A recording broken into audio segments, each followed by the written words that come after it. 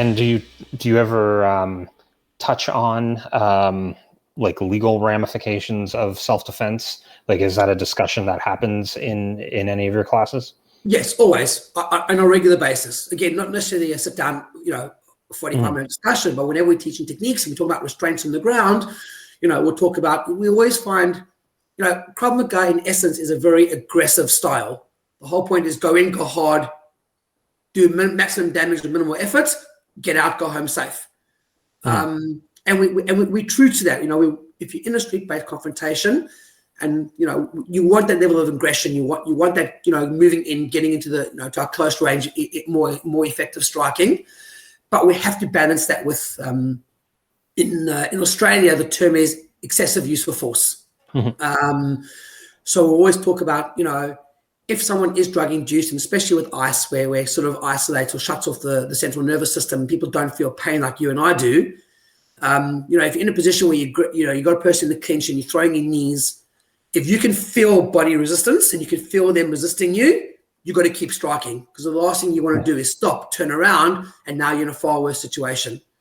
But the second you feel that body going limp, the second there's no more resistance, there's no more fight, they've either run away or they're on the ground, we can't go jumping on the head 10 times. That's now excessive use of force.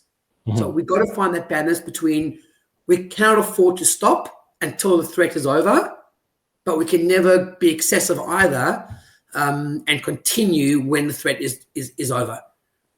So we're very careful in that. The last thing I want to do is have my students be attacked, end up in court for excessive use of force, and go, but this is what my instructor taught me.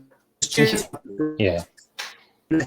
So we're very responsible and careful in our rhetoric, and we'll always talk about that balance between don't stop until there's no longer a threat, but at no point can we be excessive either. Right. Yeah. Because you don't want to end up being liable as well, right?